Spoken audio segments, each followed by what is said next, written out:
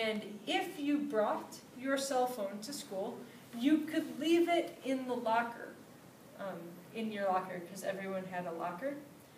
But it had to be off. Like, if it started vibrating or ringing, that was a problem. And if you took it to class with you, first of all, if it rang during class, the teacher would take it. They would confiscate the phone. Confiscate. Confiscate means to take away. Okay. They would take the phone. If you took it out during class, they would confiscate the phone. They would take it. And if you wanted it back, usually like the first time you did this, at the end of the day, you could go to the teacher and say, "May I please have my cell phone back?"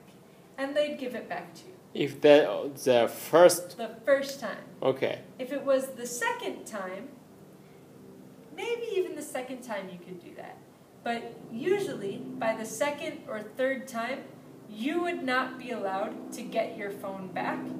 Forever? Your parents would have to come to the school and say to your teacher, "Can we please have the cell phone back?" That's embarrassing. Yes. And the idea being that once your parents had to come to the school to get it, chances are it's likely that your parents would take away your phone.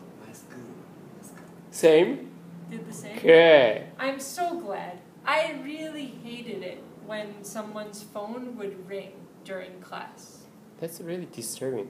That's really rude, actually. Yeah, it's hard for students, like, for that student, it's embarrassing because they stand out. But all of the other students have to stop. And the teacher has to stop. And class has to stop. And then it's very awkward and strange. Like, awkward, very important word. Yeah, like, what do you say? Like, do you wait until they get the phone, they hang up the phone, and then do you say something like, "Oh, was that important?"